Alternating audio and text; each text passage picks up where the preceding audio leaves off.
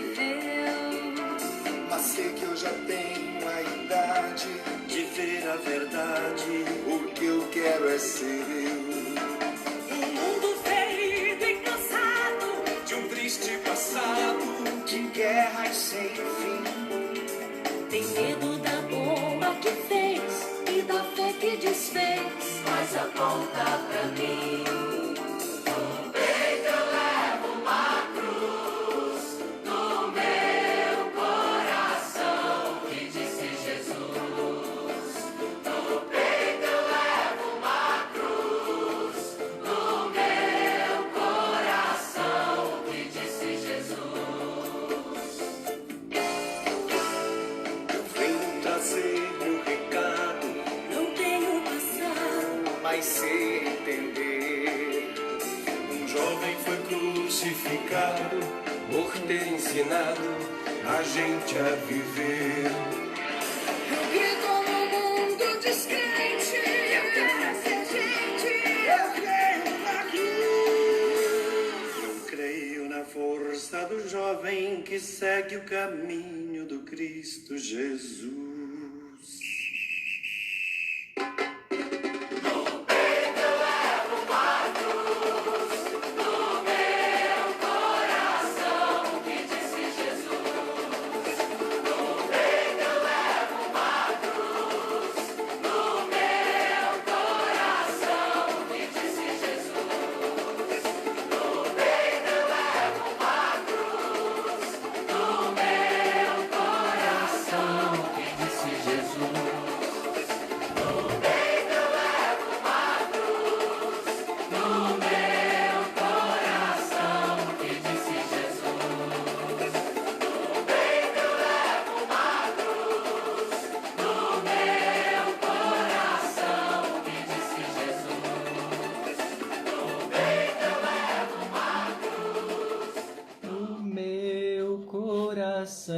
Que disse Jesus. Boa noite, meus queridos irmãos e irmãs, que alegria estarmos juntos para mais um período da nossa formação jovem. Hoje o Padre Jota pediu dispensa e me pediu para conduzir esta formação para vocês. E vai ser uma alegria estar neste momento com todos vocês, fazendo um pouco de formação para os nossos jovens e também para a nossa igreja inteira, especialmente pelo acompanhamento da nossa juventude. Que bom estarmos aqui reunidos. O tema deste nosso encontro hoje é a centralidade das Sagradas Escrituras na vida dos jovens. Vamos aproveitar bem deste encontro e extrair das Sagradas Escrituras aquilo que de verdade nos motiva como jovens e nos ajuda a ser jovens entusiasmados, cheios de vigor dentro da Igreja de Jesus Cristo. Tá certo? Então sejam todos bem-vindos, é uma alegria muito grande estar com todos vocês hoje. Vamos lá, vamos começar rezando. Hoje é dia dos Santos Arcanjos, São Miguel, São Gabriel e São Rafael, os três grandes arcanjos da milícia celeste. Vamos pedir no início dessa nossa formação que os arcanjos nos acompanhem, que os nossos anjos de guarda intercedam por cada um de nós. Em nome do Pai, do Filho e do Espírito Santo. Amém. Santo anjo do Senhor, meu zeloso guardador, se a ti me confiou a piedade divina, sempre me rege, me guarde, me governe, me ilumine. Amém. Pelos fiéis defuntos, dai-lhes, Senhor, o descanso eterno, e a luz perpétua os ilumine. Descansem em paz. Amém. Nossa Senhora, sede da sabedoria, rogai por nós. Senhora Santana, rogai por nós. Em nome do Pai, do Filho e do Espírito Santo. Amém. Boa noite a todos vocês que estão entrando, as pessoas de outras paróquias. Estou vendo aqui gente de Teofilândia, gente de Salgadalha. Muito bem-vindos a todos vocês. Vamos aproveitar desta nossa formação, que na verdade deve ser uma conversa. Mais do que uma formação, hoje eu queria conversar com vocês. Partindo da Bíblia, sem dúvida, porque a centralidade das Sagradas Escrituras na vida dos jovens, o tema de hoje, mas partindo também da minha experiência pessoal. Eu encontrei Jesus Cristo na minha juventude. Por isso, eu gostaria de partilhar um pouco da minha experiência pessoal também. Muito mais do que uma formação, seria uma conversa que quero fazer com vocês. Vocês fiquem à vontade também hoje para comentar, para conversar, para expressar uma opinião. Fiquem mesmo bem à vontade mesmo nesta nossa conversa de hoje, tá certo? Vamos lá. Então, antes de mais nada, Hebreus capítulo 4, versículo 12, Hebreus 4, 12, diz que a palavra de Deus é viva e eficaz, mais penetrante do que qualquer espada de dois gumes. Penetra até dividir alma e espírito, junturas e medulas. Ela julga as disposições e as intenções do coração. Não há criatura oculta à sua presença. Tudo está nu e descoberto aos olhos daquele a quem devemos prestar contas. A palavra de Deus é viva e eficaz, é isso que diz o autor da carta aos Hebreus.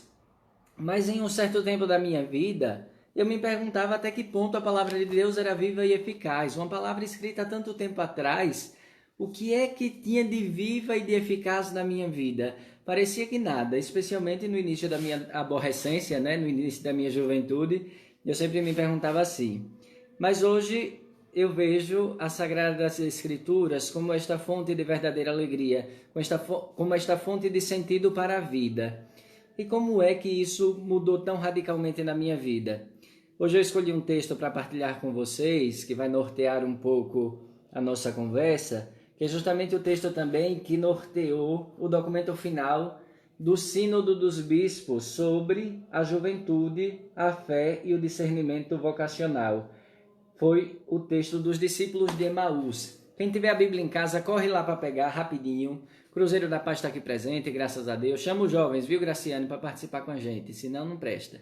Pega a Bíblia ligeiro, correndo avexado, e pega no Evangelho de São Lucas, capítulo 24. Eu vou partilhar um pouco da minha vida, contemplando este Evangelho dos discípulos de Emaús, que com certeza vai nos ajudar bastante a entender este processo de passar de uma palavra de Deus morta, de uma palavra de Deus tantas vezes sem sentido, para uma palavra de Deus cheia de sentido e que fundamenta a nossa vida. Vamos lá? Todo mundo já pegou a Bíblia? Abriu no Evangelho de São Lucas, capítulo 24. É ali que se encontram os discípulos de Emaús. Muito bem. Vamos lá. Isso aí, Graciane, que já chamou os jovens. Todo mundo das suas comunidades. Ângela do Subaé, chama os jovens daí para participar com a gente. Todo mundo, viu? E seu Raimundo. Gato, cachorro, papagaio, todo mundo da casa pode participar também. O padre não escuta a zoada, então é ótimo. Pode chamar também os bichos tudo para participar, viu? Não tem problema não. Vamos lá. Então, o Evangelho de São Lucas, capítulo 24, versículo 13 em diante. Eu vou ler corridamente este texto e depois volto comentando um pouco sobre o nosso tema e também, como eu já disse, partilhando um pouco sobre minha experiência. E gostaria que vocês também comentassem, viu? Eu quero que seja bem interativa esta nossa conversa de hoje. Não vou nem chamar de formação, vou chamar de conversa, tá bom? Evangelho de Lucas, capítulo 24, versículo 13 em diante. Eis que 2 deles viajavam neste mesmo dia para um povoado chamado Emaús, a 70 estádios de Jerusalém, e conversavam sobre todos esses acontecimentos. Ora, enquanto conversavam e discutiam entre si, o próprio Jesus aproximou-se e pôs-se a caminhar com eles. Seus olhos, porém, estavam impedidos de reconhecê-lo. Ele lhes disse: Que palavras são essas que trocais enquanto ides caminhando? E eles pararam com o rosto sombrio. Um deles, chamado Cleofas, lhe perguntou: Tu és o único forasteiro em Jerusalém que ignora os fatos que nela aconteceram nesses dias? Quais? Disse-lhes ele. Responderam: O que aconteceu a Jesus, o Nazareno, que foi um profeta poderoso em obras e palavras diante de Deus e de todo o povo. Como os nossos sumos sacerdotes e os nossos chefes o entregaram para ser condenado à morte e o crucificaram. Nós esperávamos que fosse ele quem redimiria Israel, mas com tudo isso faz 3 dias que todas essas coisas aconteceram. É verdade que algumas mulheres que são dos nossos nos assustaram. Tendo ido muito cedo ao túmulo e não tendo encontrado o corpo, voltaram dizendo que haviam tido uma visão de anjos, a declararem que ele está vivo. Alguns dos nossos foram ao túmulo e encontraram as coisas tais como as mulheres haviam dito, mas não o viram. Ele então lhes disse: Insensatos e lentos de coração para crer tudo o que os profetas anunciaram. Não era preciso que o Cristo sofresse tudo isso e entrasse em sua glória? começando por Moisés e percorrendo todos os profetas, interpretou-lhes em todas as Escrituras o que a ele dizia respeito. Aproximando-se do povoado para onde iam, Jesus simulou que ia mais adiante. Eles, porém, insistiram dizendo: permanece conosco, pois cai a tarde e o dia já declina. Entrou então para ficar com eles. E uma vez à mesa com eles, tomou o pão, abençoou-o, depois partiu-o e deu-o a eles. Então seus olhos se abriram e reconheceram ele. Ele, porém, ficou invisível diante deles. E disseram um ao outro: não ardia o nosso coração quando ele nos falava pelo caminho, quando nos explicava as Escrituras? Naquela mesma hora, levantaram-se e voltaram para Jerusalém. Acharam aí reunidos os 11 e seus companheiros, que disseram: é verdade, o Senhor ressuscitou e apareceu a Simão. E eles narraram os acontecimentos do caminho e como o haviam reconhecido na fração do pão. Palavra da salvação. Esse evangelho, como disse Vanus, é muito lindo. É verdade, o evangelho dos discípulos de Emaús é muito bonito mesmo. E hoje nós trazemos o tema desta nossa conversa, a centralidade das Sagradas Escrituras na vida dos jovens. E eu acredito que este evangelho simboliza muito isso, simboliza muito da centralidade, o centro das Sagradas Escrituras que dá sentido à vida dos jovens. Eu quero imaginar com vocês esses dois discípulos de Emaús que hoje ouvimos no evangelho como dois jovens, antes de tudo. Dois jovens que partiam para longe de Jerusalém. Jesus tinha morrido, algumas mulheres tinham dito que ele tinha ressuscitado, mas a ele ninguém viu. E os dois jovens partiam de volta para Jerusalém, para a sua terra. Vejam bem, eu enxergo aqui, nesta cena inicial, os jovens que tantas vezes se afastam da igreja, se afastam de Jesus Cristo, se afastam das realidades divinas. E como é triste ver uma juventude que parte para longe de Deus, que parte para longe da igreja. Eu já passei por isso, eu pessoalmente. E muitos de vocês certamente ou já passaram por isso ou conhecem alguém, algum jovem que passou por estes momentos também. Passou pelos momentos de se afastarem de Jerusalém, se afastarem da igreja. Quantas vezes vemos centenas, milhares de jovens se afastarem de Deus, se afastarem da igreja. E pior que isso, vemos uma igreja paralisada, uma igreja que é incapaz de ir atrás desses jovens, de se aproximar deles. Penso nos catequizandos, por exemplo, que recebem o sacramento da crisma. Certa vez no DNJ de 2010, salvo engano, foi na cidade de Santa Luz, não lembro se foi em 2010. O bispo, quase chorando na homilia, disse: cadê os milhares de jovens que eu crismei nessa diocese? Cadê os quase 10.000 jovens que crismei aqui? Onde estão? Se perderam todos? Aquilo me partia o coração, quando eu vi o bispo questionando daquele jeito: cadê os jovens? Onde estão? Eu crismei quase 10.000 e não vejo quase nenhum nas comunidades. Gente, é grave. É grave porque esses dois jovens, esses dois discípulos de Emaús, simbolizam toda uma juventude que se afasta de Deus e da igreja. E vejam qual é a atitude de Jesus. O que nos ensina de verdade é a atitude do Mestre diante dessa fuga desses jovens da igreja, das realidades divinas. Como é que Jesus reage a isso? Jesus chega perto deles e pergunta: o que vocês andam conversando pelo caminho? Jesus chega para eles sem pretensão alguma. Jesus somente quer estar perto daqueles jovens. E é isso que talvez nos falte de forma inicial. Se aproximar dos jovens que nos nossos conceitos se perdem, se desviam do caminho. Quantas vezes vemos esses jovens saírem diante dos nossos olhos e somos incapazes de fazer alguma coisa. Jesus não fez muito, gente. Jesus somente chegou perto e começou a conversar com eles. Muitas vezes o que os jovens sentem falta na igreja é justamente esta capacidade de se aproximar. Parece que a igreja tem medo da juventude. Parece que a igreja é incapaz de seguir de chegar perto dos jovens. E Jesus chega perto e começa a conversar com eles. E a primeira atitude de Jesus não é apresentar soluções. Não é apresentar um remédio de cura para aquela falta de fé daqueles jovens que estão indo longe da igreja. Não. Muito pelo contrário, Jesus começa a escutá-los.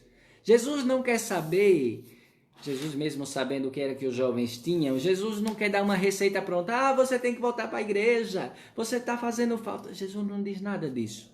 Jesus pergunta, o que é que vocês estão conversando pelo caminho? Eu estou vendo vocês com o rosto triste, o que é que está acontecendo? O que os jovens precisam de verdade de nós hoje não é de alguém que chegue querendo ensinar as doutrinas da igreja. Muitas vezes o jovem já conhece. Ele simplesmente perdeu o sentido disso daqui. E como é que a gente pode ajudar? Como é que a gente pode colaborar? Ouvindo. Somente escutando. Chegando perto e escutando. Perguntando o que é que está acontecendo. O que é que está acontecendo com vocês? Por que vocês andam assim, tão tristes por este caminho? O que é que vocês andam conversando por aqui?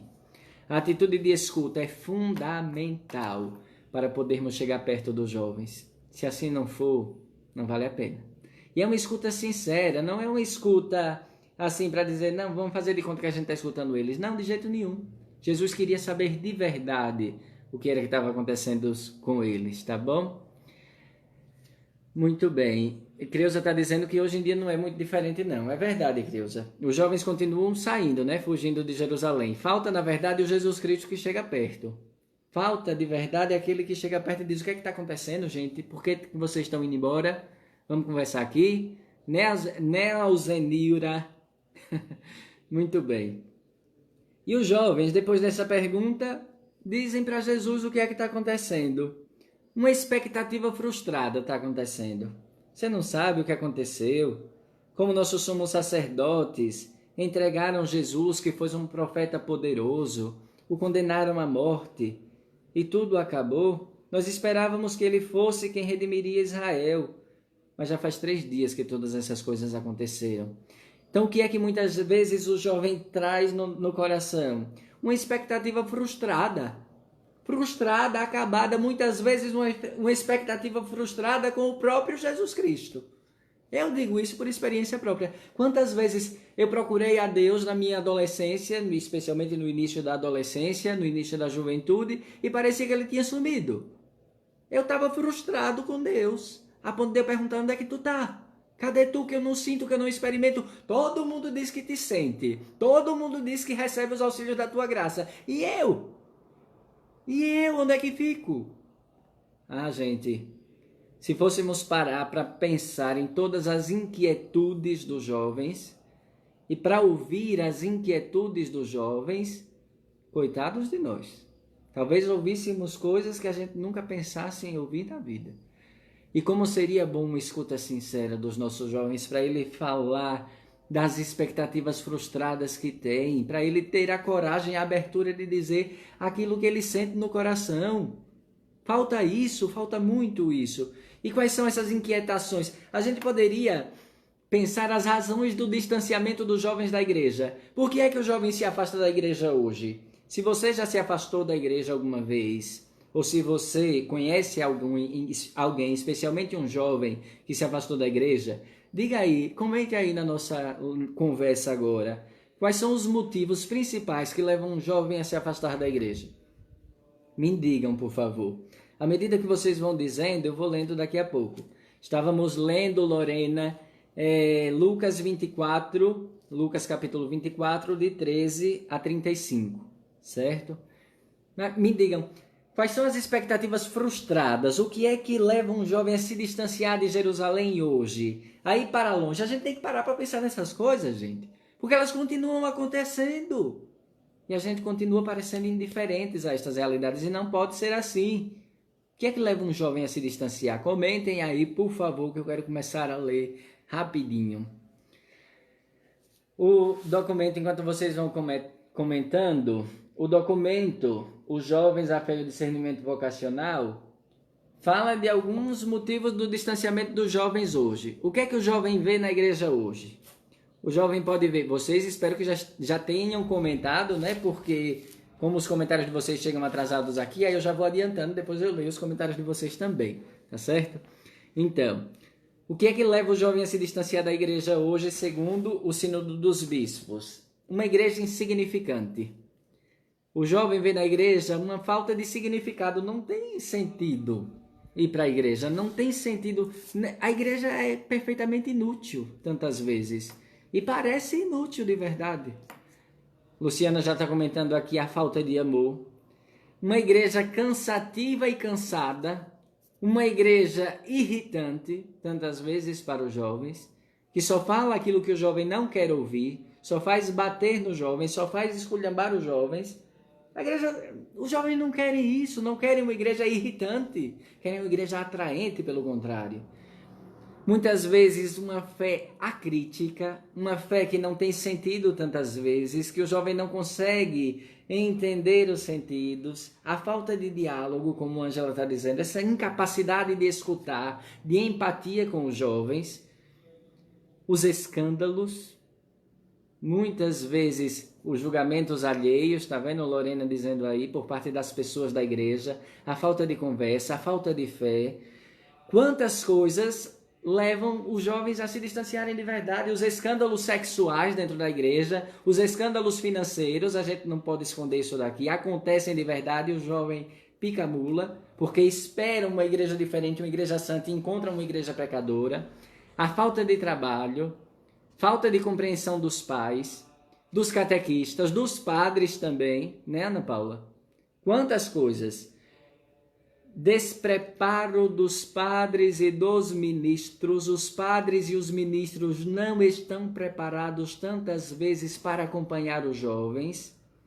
Falta de acolhimento, Eunice, isso mesmo. Andressa chegou atrasada, Deus abençoe. O papel passivo atribuído a eles. Os jovens vão para a igreja e devem ficar sentados, mas o jovem gosta de ser ativo, o jovem tem energia, o jovem tem força.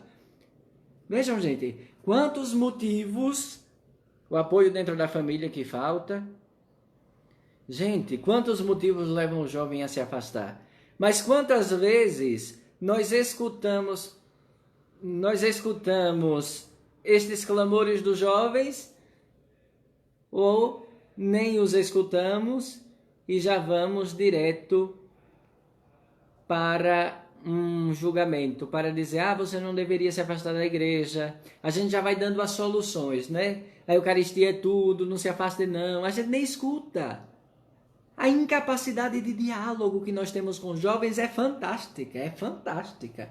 O jovem não tem direito de falar, tem que sentar calado. E se ele disser alguma coisa, ele ainda está indo contra a doutrina da igreja. Isso é horrível para um jovem, isso é horrível. E é irritante de verdade. Não tem jovem que fique numa igreja assim. Uma igreja que não deixa ele ter autonomia. Uma igreja que não deixa ele ser jovem dentro da igreja. Gente, quantas vezes nós dizemos tudo para os jovens, mas nunca paramos para os escutar. Para dizer o que é que está acontecendo, meu filho? Por que é que tu está indo? Por que é que tu está indo embora?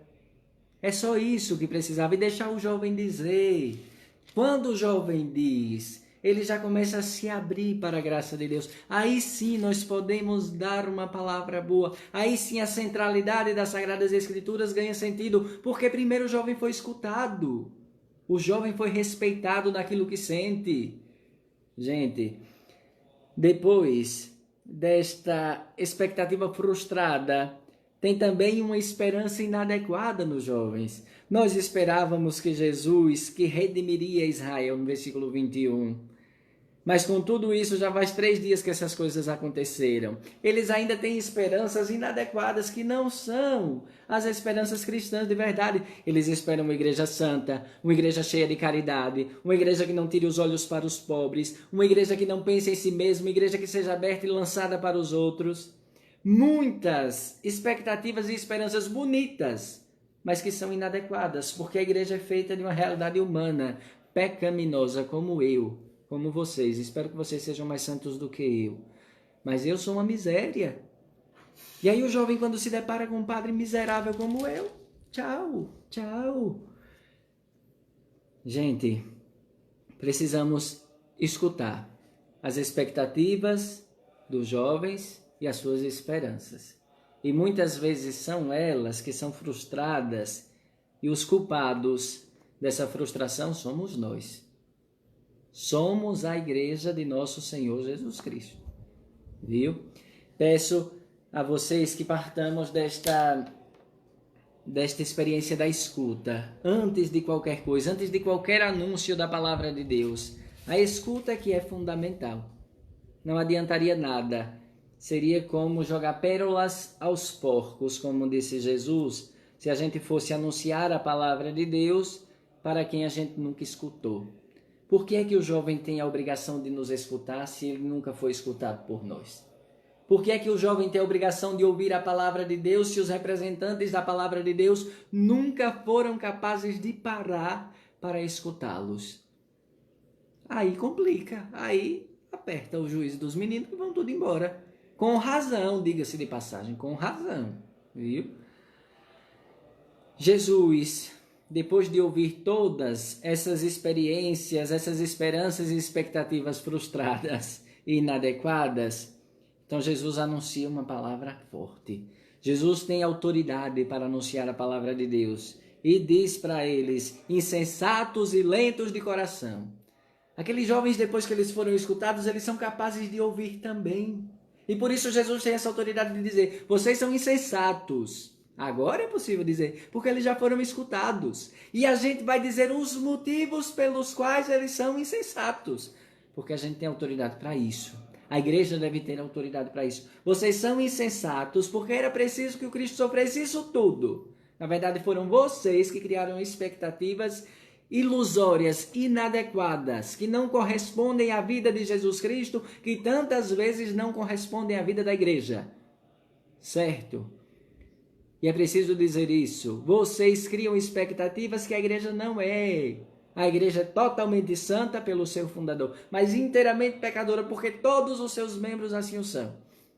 Se Deus não quisesse que a gente fosse pecador, Ele teria criado a gente como os anjos de guarda, como São Miguel, São Gabriel e São Rafael, que hoje veneramos com grande alegria. Mas Deus nos fez humanos, filhos de Adão e de Eva, filhos da cruz, que nos salva não pelos nossos méritos, mas pela graça de Deus. Certo? Então, jovens queridos, se vocês criaram expectativas demais, baixa aí um pouquinho a bola de vocês, baixa a bola e venham para cá ajudar essa igreja a ser mais santa, porque a igreja está precisando de vocês. Deixem de ser insensatos, porque se vocês vão embora achando que vocês são melhores do que a igreja não vai ser melhor nunca. Venham dar o melhor de vocês para essa igreja ser um pouquinho melhor. Aqui o jovem já está aberto, gente, a entender, a escutar estas coisas e a dizer, peraí ainda, vamos repensar de verdade, não é? Então, uma palavra com autoridade, neste exato momento, cabe bem. Uma palavra não só com autoridade, mas incisiva e também decisiva. A palavra da igreja, a palavra de Jesus não é uma palavra duvidosa que você vai ficar em dúvida depois. Será que é assim mesmo? Não é será que é assim mesmo? É assim mesmo, acabou a conversa. Não tem conversa não. Você, se está achando que a igreja está pecadora, venha para cá dar sua santidade à igreja, pelo amor de Deus, para ver se ela melhora um pouco. Gente, quando a gente é capaz de ouvir os jovens, nós vamos entender que muitas vezes eles têm razão, e têm razão mesmo. Com toda razão eles se afastam de Jerusalém. Mas é com toda razão que os membros de Jerusalém, que um dia foram perdoados por Deus, devem ir atrás deles e dizer, Deus também perdoa. A mim já perdoou. Deus também quer te acolher como acolheu a mim. E Deus faz isso de fato. Certo? E Jesus, mais do que dizer que eles são insensatos e lentos, começa por Moisés, percorre todos os profetas, interpreta toda a Sagrada Escritura, tudo o que dizia a respeito dele. O Cristo deveria sofrer.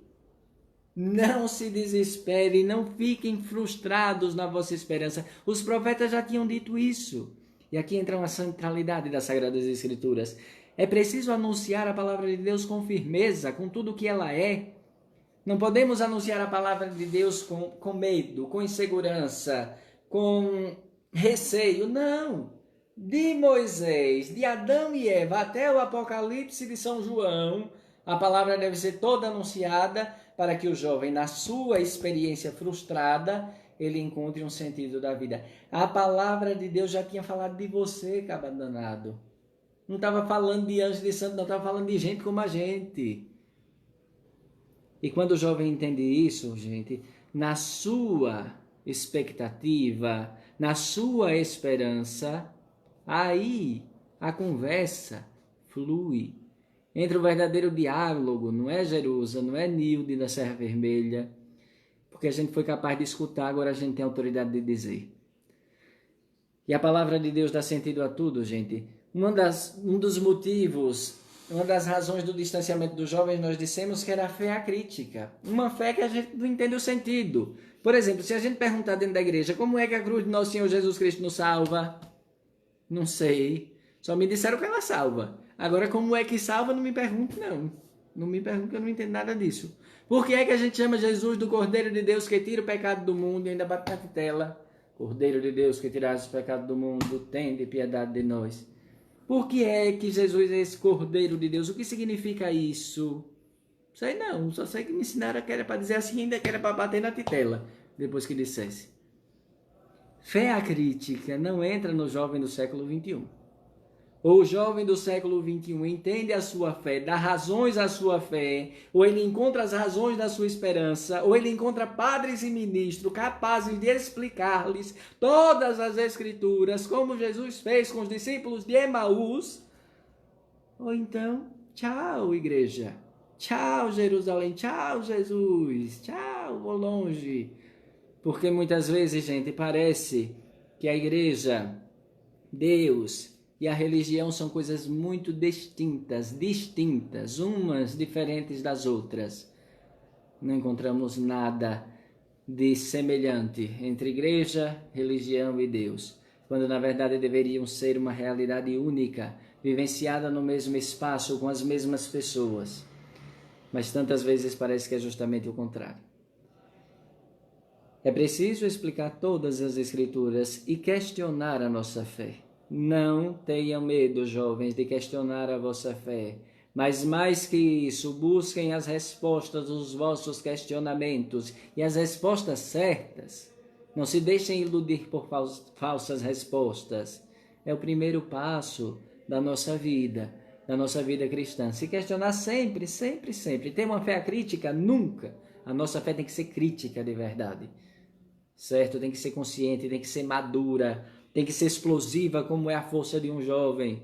Não, fé de amém, me disseram que era para dizer amém, a gente diz amém aqui nessa hora, porque era assim. Não, não é assim. A gente tem que saber por que o amém aqui não é mais na frente, por que o amém aqui não foi antes também. Tem que perguntar e tem que saber responder, mais do que perguntar. Certo? Não tenham medo de colocar razões na vossa esperança. São Pedro já dizia isso na sua carta. 1 Pedro, vamos ver se é 1 Pedro. Isso, 1 Pedro, capítulo 3, versículo 15. 1 Pedro 3,15.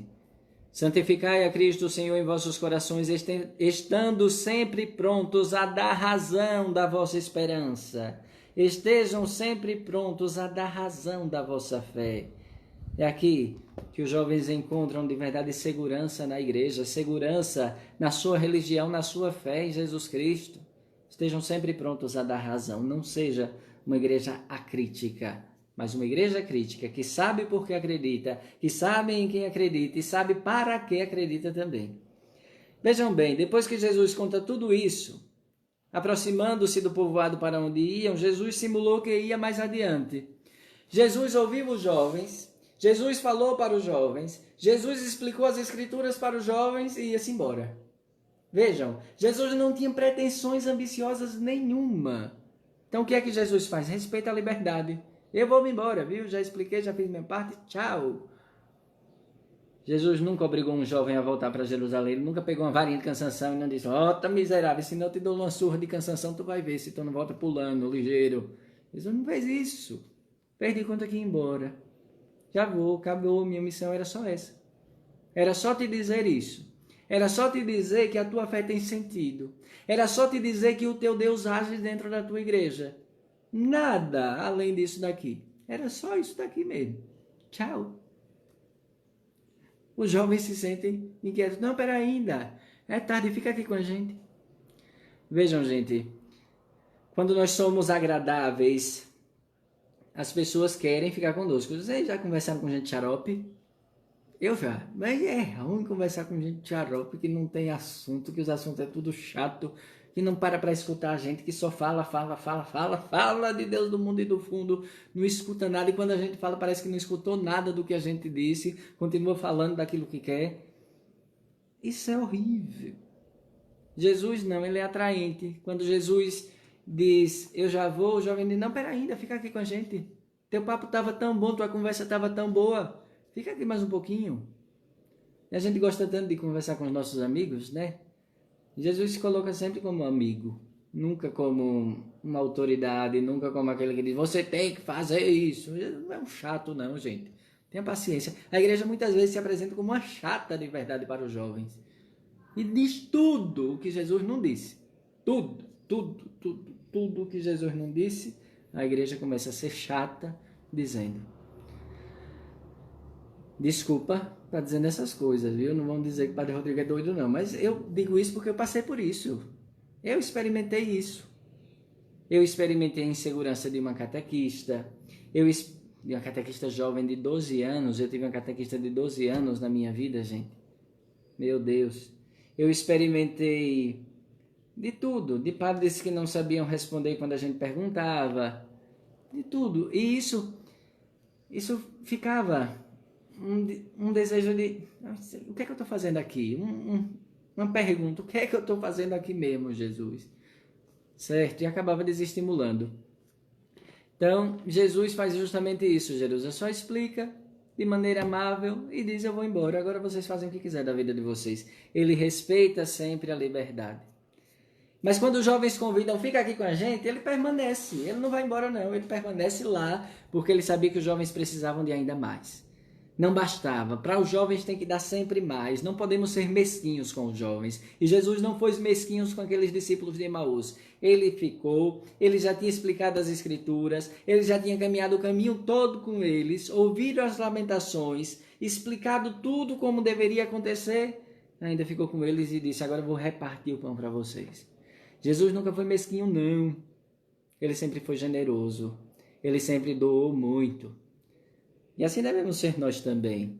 Sei que aqui tem jovens que acompanham outros jovens nessa live. Estou vendo, não sei se aqui é Paloma, aparece o retrato aqui pequenininho.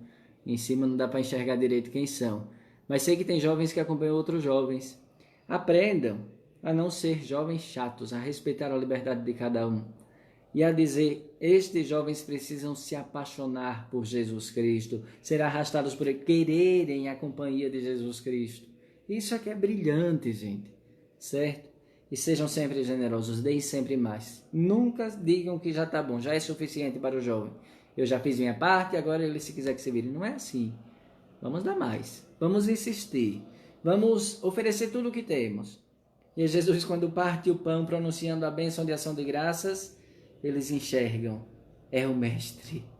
E aí agora começam numa expectativa tão grande, e a própria palavra de Deus se torna a fonte de toda alegria. E Jesus desaparece, dizem alguns estudiosos que Jesus desapareceu porque entrou dentro do pão quando partiu para eles, e o Evangelho diz, os olhos se abriram, versículo 31, reconheceram ele, porém ele ficou invisível diante deles, e disseram um ao outro, não ardia o nosso coração quando ele nos falava pelo caminho, quando nos explicava as Escrituras?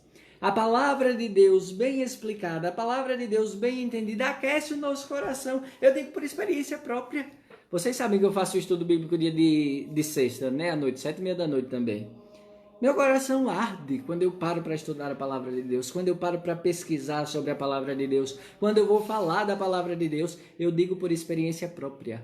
Meu coração aquece como os desses discípulos. Não ardia o nosso coração quando ele nos falava, é a palavra de Jesus, e nos explicava as Escrituras.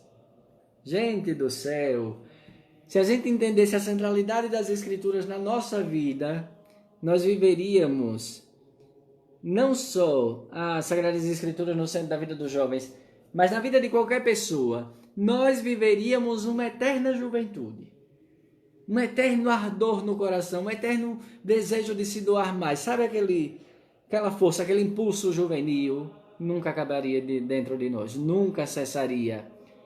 Gente, as Sagradas Escrituras de verdade, elas aquecem o nosso coração. E diz o Evangelho, se concluindo, que naquela mesma hora levantaram-se e foram para Jerusalém. Uma experiência autêntica com Deus não admite demora. Naquela mesma hora eles foram. Ninguém obrigou eles a irem para Jerusalém. Ninguém disse a eles, vão para lá de volta, voltem para Jerusalém, voltem para a igreja, voltem para Deus. Ninguém disse. Jesus nunca disse isso a eles. Vejam bem a pedagogia de Jesus. Jesus somente escutou, ouviu seus clamores e explicou a partir das Sagradas Escrituras para que eles entendessem as suas expectativas e esperanças inadequadas. E depois Jesus diz, tchau, foi embora. E eles imediatamente voltam. Não precisa que ninguém mande o jovem voltar para a igreja, não. Basta escutar o jovem. Basta deixar que a palavra de Deus ilumine a vida do jovem. Ilumine a nossa vida, a vida de todos nós. Certo?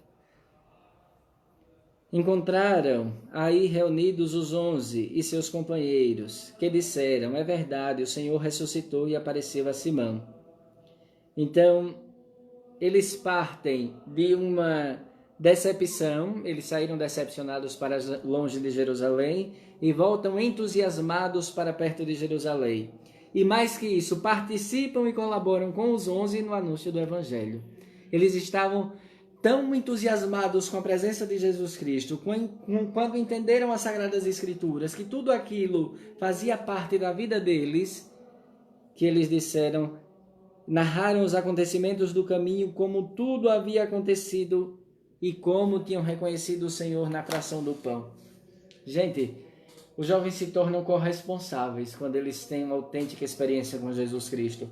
E é preciso, vejam, os 11, que são os discípulos, os apóstolos de nosso Senhor Jesus Cristo, eles disseram, ele ressuscitou e apareceu a Simão, mas escutou toda a história que os jovens contaram. Os jovens não encontraram dentro de Jerusalém, quando voltaram para lá, uma igreja fechada nas suas burocracias, a ponto de dizer, somente os apóstolos podem pregar a palavra de Deus. Não, pera ainda, rapaz. Os jovens fizeram uma experiência de Deus e começaram a contar tudo. E mais uma vez a igreja começou a escutá-los. Eles se sentiram acolhidos, por isso corresponsáveis, por isso participantes da evangelização. Todas as vezes que a gente exclui o jovem, diz, não, você não sabe de nada não, fica aí calado, quieto. Pronto, acabou.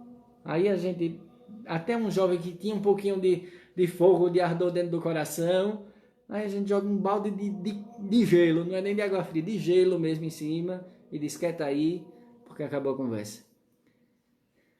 A igreja de Jerusalém não foi assim. Eles narraram todos os acontecimentos do caminho, e como haviam reconhecido o Senhor na fração do pão. Vejam, que pedagogia bonita de acompanhamento para os jovens e que exemplo bonito de centralidade das Sagradas Escrituras. Como é bom refletir assim as Sagradas Escrituras com essa proximidade e poderíamos até nos colocar dentro deste Evangelho. Pensar, eu poderia ser um desses discípulos. Quando foi que isso aconteceu comigo? Que eu ia triste para longe da igreja, que eu estava desesperançado com tudo. E parece que Jesus chegou perto de mim, eu comecei a entender as coisas. Foi diferente, eu comecei a ver a Eucaristia, a palavra de Deus começou a aquecer o meu coração. A Eucaristia descamou os meus olhos a ponto de eu poder enxergar bem.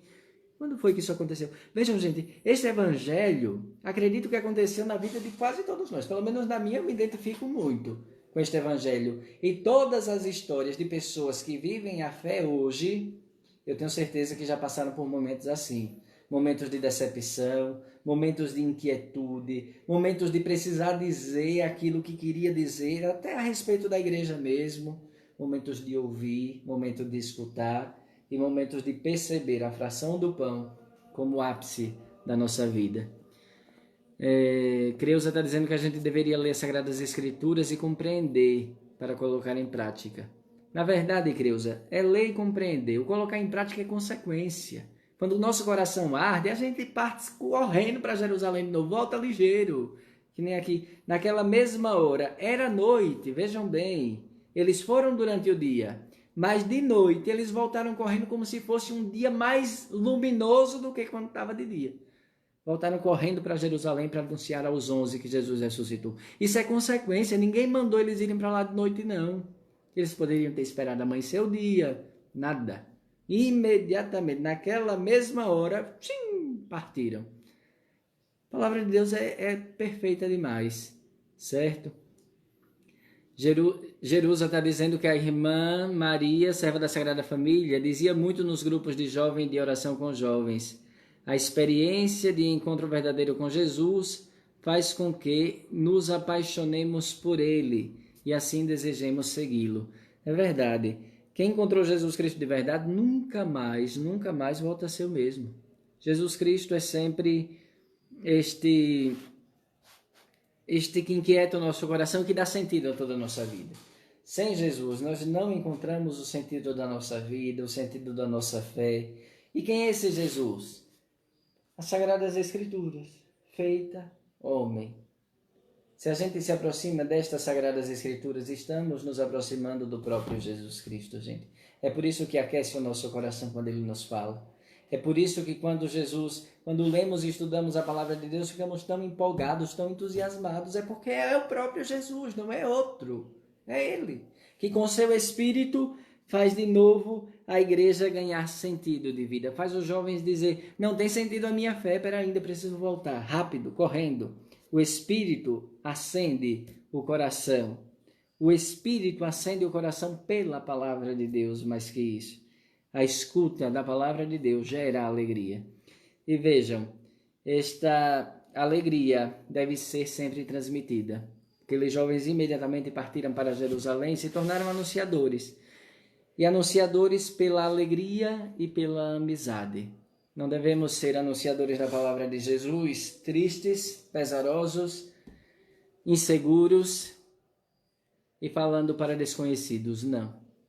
Devemos falar da palavra de Deus como se está falando com os amigos e com alegria. É sempre bom estar conversando com os amigos e com alegria. Como eu sinto sempre a alegria de conversar com vocês. Eu nunca tinha feito live na minha vida. Até entrar essa pandemia. Mas pensa que agora eu estou gostando de entrar aqui, de conversar um pouco com vocês, de partilhar um pouco de experiências. Eu pensava que eu ia me sentir sozinho, mas muito pelo contrário, eu me sinto agora com 48 pessoas nesse exato momento, com quem estou conversando, ou talvez mais que estejam assistindo juntos, né? E para mim é uma alegria muito grande falar de Jesus assim. A igreja deve ser um lar para os nossos jovens, uma casa para eles, sempre. E se a igreja ainda não tem esta aparência de casa para os nossos jovens, nós devemos fazer algumas reformas na igreja. Reformanda reformare, se diz um ditado em latim assim, que significa aquilo que for reformável, reformem logo. Então, se a igreja não tem a cara de uma casa dos jovens, onde ele se sente à vontade, onde ele colabora naquela casa, onde ele é corresponsável com aquela casa, reformanda reformare. Reformem logo tudo o que precisa ser reformado, para que esta igreja ganhe uma cara de igreja que acolhe os jovens, que é casa dos jovens de verdade, certo? Uma coisa também que gostaria de partilhar é o quanto que eu sou catequizado. O padre também é catequizado, viu? Não pense que o padre é só catequista, não, só ensina, não. O padre também aprende muito. O quanto que eu sou catequizado pela vida de santidade dos jovens. Quando tem um jovem desejoso de santidade, Ave Maria do céu, isso me empolga demais. Eu sou catequizado com isso. Eu encontro Jesus Cristo com isso. Eu não sei vocês, mas me empolga de uma forma tão indescritível que me arrasta. Um jovem, quando busca a santidade, me arrasta de verdade. Me toca por dentro, me revira todo, é muito bonito. Eu gosto de verdade disso, certo? Então peço aos nossos jovens, continuem conquistando outras pessoas pela santidade de vocês já me conquistam, tá certo? Então vamos fazer um pouco de revisão do que a gente conversou, do que a gente pensou hoje. Nós vimos os passos de Jesus Cristo diante daqueles que se afastam de Jerusalém, né? E a nossa igreja deve ser assim, deve ter as mesmas atitudes de Jesus Cristo. Então, primeiro, se aproximar, não ter medo de se aproximar, certo? Ir atrás, não desistir de um jovem que se afasta nunca. Jesus nunca desistiu. Vai atrás, conversa, se aproxima, só se aproxima. Depois, acompanha, começa a caminhar com ele. Vejam como é passo a passo. Começa a caminhar com, a igreja tem que ser assim. Depois, escuta aquele jovem, não fala nada, só pergunta, o que é que está acontecendo? Deixa que o jovem diga.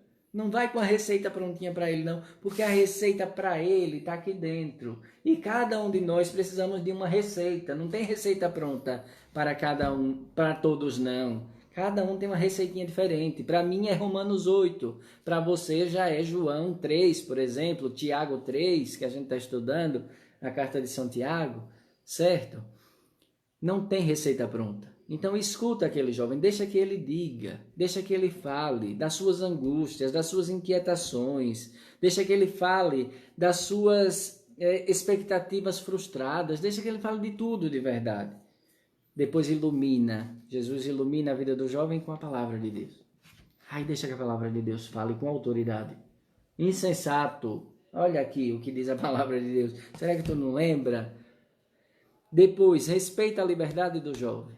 Deixa ele decidir de voltar para Jerusalém ou não. Ninguém deve dizer, volte para lá, lá é bom. Isso daqui não é evangelização, gente.